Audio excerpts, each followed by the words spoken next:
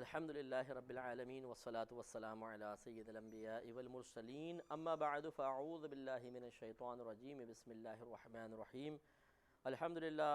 حضرت آدم علیہ السلام کا تذکرہ چل رہا ہے اور یہ لاسٹ واقعہ ہے آدم علیہ السلام کا جو سورہ طٰہٰ میں ذکر کیا گیا۔ اس کے اختتام کے بعد انشاءاللہ عز و جل اگر زندگی رہی، اللہ تبارک و تعالی کو منظور ہوا تو حضرت عیسیٰ علیہ السلام کے بارے میں تذکرے کا آغاز ہوگا، اور ہم آپ کو بتائیں گے کہ آپ کون تھے۔ نبی کی حیثیت سے تو سب جانتے ہیں، لیکن آپ کی زندگی کے جو معاملات ہیں اور خصوصاً پھر ان آیات پر ہم تبصرہ کریں گے جس میں آپ کے بارے میں اللہ تبارک و تعالی نے تفصیلی طور پہ بیان کیا ہے، تاکہ ہمیں ان عظیم نبی کے بارے میں بھی جاننے اور سمجھنے کا موقع ملے۔ تو اللہ تعالیٰ نے سورہ طٰہٰ میں آیت نمبر 115 میں فرمایا وَلَقَدْ عَهِدْنَا إِلَىٰ آدَمَ مِن قَبْلِ، اور ضرور بے شک ہم نے پختہ عہد لیا تھا آدم علیہ السلام سے اس سے پہلے، فَنَسِيَا، تو آپ اس عہد کو بھول گئے، وَلَمْ نَجِدْ لَهُ عَزْمًا، اور ہم نے ان کے لیے کوئی عزم، کوئی قصد و ارادہ نہ پایا۔ وَإِذْ قُلْنَا لِلْمَلَائِكَةِ اسْجُدُوا، اور یاد کیجئے کہ جب ہم نے فرشتوں سے کہا کہ تم سجدہ کرو آدم علیہ السلام کو، فَسَجَدُوا، تو انہوں نے سجدہ کیا، إِلَّا ابلیس، مگر ابلیس نے، ابا، اس نے انکار کر دیا۔ فَقُلْنَا يَا آدَمُ، تو ہم نے ارشاد فرمایا اے آدم، إِنَّ هَذَا، کہ بے شک یہ ابلیس، عَدُوٌّ لَكَ، دشمن ہے آپ کے لیے، وَلِزَوْجِكَ، اور آپ کی زوجہ کے لیے۔ اس پر ہمارا تبصرہ چل رہا تھا کہ اگر کوئی کسی کی حکم عدولی کرتا ہے تو یہ گویا کہ اگر نافرمانی کے ساتھ ہو، صرف مشورے کا رد نہیں ہے، حکم عدولی نافرمانی کے قصد و ارادے کے ساتھ ہو تو اس کو دشمنی قرار دیا جائے گا۔ گویا کہ اگر کوئی بزرگ ہمیں حکم دیتے ہیں اور صحیح حکم ہے، لیکن ہم ان کی نافرمانی کرتے ہوئے اس حکم کو ٹال دیتے ہیں اور ارادہ بھی نافرمانی کرنے کا ہو، تو سمجھ لیجئے کہ یہ دشمنی کی علامت ہے کہ ہم ان سے دشمنی رکھتے ہیں۔ اس کو اللہ تعالیٰ بیان فرما رہا ہے، اس لیے اس قسم کا معاملہ نہیں کرنا چاہیے کہ جب کوئی بڑے ہمیں کوئی بات بولیں تو ہم قصد نافرمانی کے ساتھ ان کا رد کرنا شروع کر دیں اور ان کی بات کو نہ مانیں، اگرچہ ہمیں یقین ہو کہ ان کی دل آزاری ہوگی، یہ برا محسوس کریں گے۔ بے پرواہی اختیار کر لینا یہ شرعاً بالکل غلط ہے اور آدمی سخت گناہگار ہوگا۔ اللہ تعالیٰ نے مزید آگے ارشاد فرمایا کہ فَلَا يُخْرِجَنَّكُمَا، پھر یہ تم دونوں کو ہرگز نہ نکلوا دے من الجنتی، جنت سے، فتشقا، تو آپ مشقت میں پڑ جائیں گے۔ نسبت کر دی آدم علیہ السلام کی طرف، لیکن مشقت میں پڑنے سے مراد آپ کی نسلوں کا مشقت میں مبتلا ہونا ہے، کیونکہ جب دنیا میں آئے تو آپ کھانے پینے، روزگار کے لیے، دیگر مسائل کے لیے، ہدایت کو حاصل کرنے کے لیے، گمراہی سے بچنے کے لیے لازم بات ہے مشقت کی ضرورت ہے۔ اور پھر آپ دیکھیں کہ دنیا کے ہر گوشے میں کہیں نہ کہیں آبادی ہے، کوئی نہ کوئی شخص وہاں موجود ہے، کوئی نہ کوئی انسان وہاں پر موجود ہے۔ آپ اگر سرد ترین ممالک میں چلے جائیں جہاں پہ -30 -35 ہوتا ہے، وہاں پر بھی کوئی نہ کوئی لوگ ہیں۔ اگر آپ افریقہ سائڈ پہ چلے جائیں جہاں پہ ہیٹ ہی 52 53 ڈگری سینٹی گریڈ تک ہوتی ہے، وہاں پر بھی لوگ بس رہے ہیں۔ تو اللہ تبارک و تعالیٰ کے حضرت آدم علیہ السلام کی نسل، اللہ کے بندے پوری دنیا میں پھیل گئے اور مختلف انداز سے مشقتوں میں مبتلا ہوئے۔ اللہ تعالیٰ نے آگے مزید ارشاد فرمایا کہ اِنَّا لَكَ أَلَّا تَجُوعَ فِيهَا، بے شک اے آدم آپ کے لیے یہاں پر یہ انعام ہوگا کہ آپ کو اس جنت میں بھوک نہیں لگے گی، وَلَا تَعْرَىٰ، اور آپ نہ برہنہ ہوں گے، یعنی نہ آپ کو بھوک لگے گی اور نہ آپ کا لباس اترے گا اس جنت کے اندر۔ یہ اللہ تعالیٰ نے آپ کو انعام عطا فرمایا ہے۔ وَأَنَّكَ لَا تَظْمَأُ فِيهَا وَلَا تَضْحَىٰ، اور یہ کہ آپ کو نہ اس میں پیاس لگے گی اور نہ آپ دھوپ محسوس کریں گے۔ یعنی یہ گویا کہ آدم علیہ السلام کو انعامات کا تذکرہ بھی فرمایا کہ آپ کو اللہ تعالیٰ یہاں پر 4 قسم کے انعام عطا فرمائے گا۔ ایک یہ کہ دھوپ نہیں ہوگی، دوسرا پیاس نہیں ہوگی، تیسری بھوک نہیں لگے گی، چوتھا آپ کا لباس کبھی آپ سے نہیں چھینا جائے گا۔ گویا کہ نعمتوں میں دوام اور استمرار کو اللہ تعالیٰ نے بیان فرمایا کہ ہم یہ آپ کو تمام چیزیں عطا فرماتے ہیں، اور یہ تمام چیزیں ایسا نہیں ہے کہ عارضی طور پہ آپ کو ملے، بلکہ دائمی طور پہ آپ کو دے دی گئی ہیں۔ فوسوس الیہ الشیطان، تو آپ کی طرف شیطان نے وسوسہ ڈالا۔ قالا، اس نے کہا، یا آدم، اے آدم، هل ادلک علی شجرۃ الخلد، کیا میں آپ کی ایک ہمیشہ باقی رہنے والے درخت کی طرف نشاندہی نہ کر دوں؟ یعنی ہمیشہ رہنے والے سے مراد جس درخت کا پھل کھا کے آپ ہمیشہ رہیں گے، وہ شجرۃ الخلد کہلاتا ہے کہ جس کی کوئی پھل وغیرہ کھانے کے بعد انسان ہمیشہ ہمیشہ زندہ رہے، باقی رہے۔ تو اس نے کہا کہ کیا میں آپ کو ہمیشگی والے درخت کی طرف رہنمائی نہ کر دوں، والملکن، اور ایک ایسی بادشاہت کی طرف لا یبلا جو کبھی بھی پرانی نہ ہو۔ اب آپ تھوڑا سا غور فرمائیں کہ اللہ تعالیٰ نے تو پہلے یہ فرما دیا تھا کہ اے آدم آپ ہمیشہ جنت میں رہیں گے اور آپ کا لباس کبھی بھی نہیں اترے گا، آپ مطلب کپڑوں سمیت رہیں گے اور آپ کو دھوپ بھی نہیں لگے گی۔ پہلی دوام کا اللہ تبارک و تعالیٰ نے وعدہ فرما لیا، ہمیشگی کا وعدہ ہے، لیکن اس کے باوجود پھر آدم علیہ السلام نے وہ کھا لیا۔ تو آپ یہ دیکھیے، یہی تو اللہ تعالیٰ شروع میں ارشاد فرما رہا ہے کہ فَنَسِيَ وَلَمْ نَجِدْ لَهُ عَزْمًا، تو آپ بھول گئے۔ اللہ تعالیٰ نے خود آپ کو دائمی طور پہ نعمتوں کا وعدہ فرما لیا تھا، آپ اس وعدے کو بھول گئے، اور اسی طریقے سے یہ بھی بات بھول گئے کہ آپ نے پکا وعدہ کر لیا تھا کہ میں اس درخت کے قریب نہ جاؤں گا، اور آپ کی توجہ نہ رہی، شیطان کی بات پر اعتماد کرتے ہوئے آپ نے آگے بڑھ کر اس درخت کو تناول کیا۔ فَأَكَلَا مِنْهَا، تو ان دونوں نے یعنی آدم علیہ السلام اور بی بی حوا رضی اللہ تعالی عنہ نے اس درخت میں سے کھا لیا۔ فَبَدَتْ لَهُمَا سَوْآتُهُمَا، تو ظاہر ہو گئیں آپ دونوں کے لیے آپ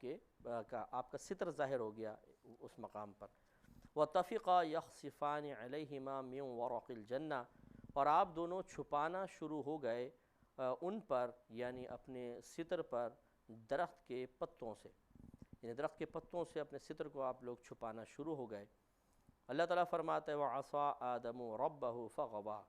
اور آدم علیہ السلام سے اپنے رب کے حکم میں ایک لغزش واقع ہوئی، خطا واقع ہوئی۔ فَغَوَىٰ، اب غوا مانے پس وہ گمراہ ہو گیا، بظاہر لفظی ترجمہ ایسا ہے، لیکن یہاں پہ ترجمہ یوں کریں گے کہ جس چیز کا آپ نے قصد و ارادہ کیا تھا اس چیز کو آپ نے نہ پایا۔ یہ ہے غوا کا مفہوم۔ آپ کا قصد و ارادہ تھا جنت میں ہمیشہ رہنا اور ایسی بادشاہت جو کبھی پرانی نہ ہو، اس قصد و ارادے سے آپ نے درخت کا پھل کھایا تھا۔ اللہ تعالیٰ فرماتا ہے کہ فغوا، پس آپ وہ چیز نہ پا سکے جس کا آپ نے قصد و ارادہ فرمایا تھا۔ ثم اجتباہ ربہ، پھر اللہ تبارک و تعالیٰ نے، ان کے رب نے ان کو چن لیا۔ فتاب علیہ وہدا، تو اللہ تعالیٰ نے ان کی طرف رجوع فرمایا اور ان کو ہدایت عطا فرمائی، اپنے قرب خاص کا راستہ دکھایا۔ تو دیکھیے کہ آدم علیہ السلام نے یہ سعادت مندی فرمائی کہ اگر ایک اجتہادی خطا ہو گئی ہے جو بظاہر گناہ بھی نہیں ہے، لیکن آپ نے اللہ تعالیٰ کی بارگاہ سے راہ فرار اختیار نہیں کی بلکہ رجوع اسی بارگاہ میں رکھا، روتے رہے، گڑ گڑاتے رہے اور اللہ کی بارگاہ میں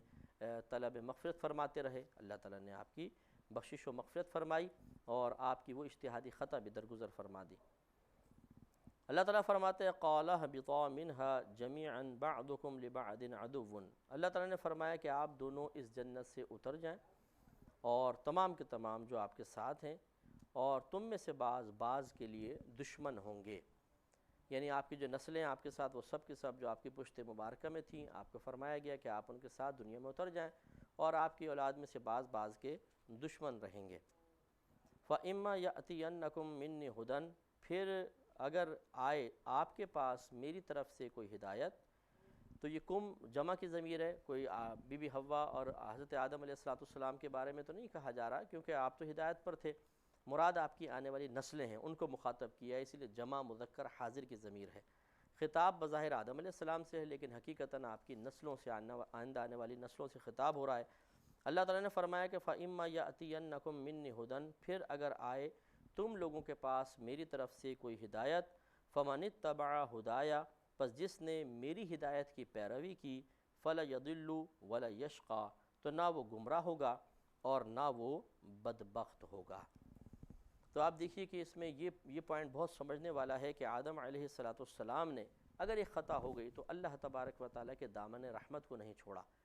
شیطان سے یہی میجر مسٹیک ہوئی تھی کہ اگر اس سے نافرمانی ہو گئی تھی تو اس کو چاہیے تھا کہ وہ اللہ تعالیٰ کی بارگاہ میں دوبارہ سجدہ ریز ہوتا، معذرت کر لیتا، تو ہو سکتا ہے اس کے لیے بخشش کا سامان ہو جاتا، لیکن وہ اکڑ گیا اور اس نے اپنی غلطی کو غلطی ماننے سے انکار کر دیا، اور وہ بھی اس ذات کے سامنے کہ جب وہ ایک چیز کو کہہ دے یہ غلطی ہے تو وہ غلطی ہے، یہ تو ہو ہی نہیں سکتا وہ غلطی نہ ہو۔ یہ شیطان کی غلطی تھی۔ تو ایسے ہی ہم آپ گزارش کریں گے اپنے تمام سننے والے بھائیوں اور بہنوں کو کہ پہلی بات تو یہ کہ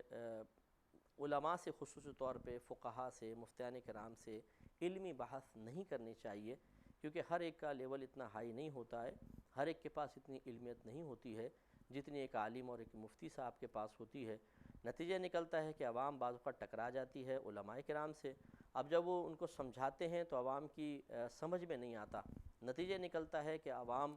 مزید اور سختی کی طرف آتی ہے اور شدت کی طرف آتی ہے۔ ایک طرف علماء سمجھا رہے ہوتے ہیں کہ آپ غلطی کر رہے ہیں، سامنے والا اپنی غلطی ماننے کے لیے تیار نہیں ہوتا، تو ایک ایسی ہی سچویشن بن جاتی ہے بلا تمثیل جیسے یہ تھی کہ اللہ تعالیٰ شیطان کو فرما رہا ہے کہ تو نے غلطی کی ہے، رجوع کر لے، اور وہ کہہ رہا ہے کہ نہیں میں تو بالکل ٹھیک کیا ہے، آدم علیہ السلام کو تو نے مٹی سے پیدا کیا، مجھے آگ سے پیدا کیا، اور آگ مٹی سے افضل ہوتی ہے۔ یعنی اللہ تعالیٰ کی حکمت اور حکم کے مقابلے میں اپنی ذہانت کو استعمال کرنا اور اس کے مطابق فیصلہ کرنے کے سلسلے میں اپنے آپ کو حق بجانب تصور کرنا، یہی آج کل ہماری بہت ساری عوام بھی کرتی ہے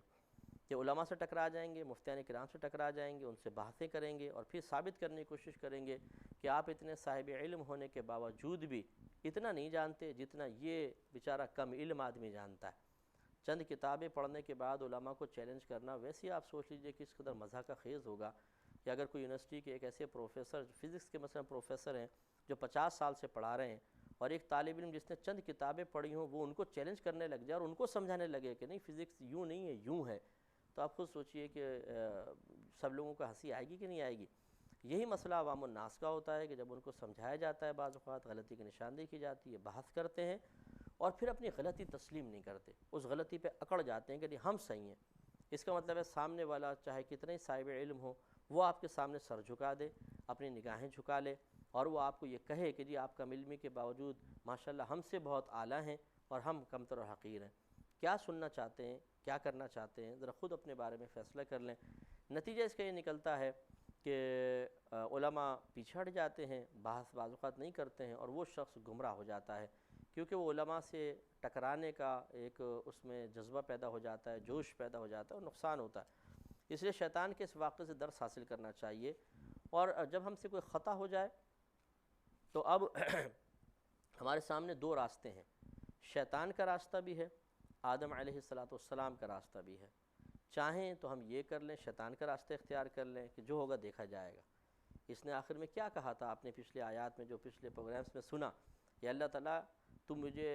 مہلت دے قیامت تک، میں تیرے کثیر بندوں کو جہنم میں لے کر جاؤں گا۔ یعنی بدتمیزی پر بدتمیزی، ایک تو تم نے غلط فیصلہ کیا ہے، تم نے حکم عدولی کی ہے، اور دوسرے پھر تم یہ کہہ رہے ہو کہ مجھے مہلت دے میں اور برا کام کروں گا۔ اس کے برعکس آدم علیہ السلام نے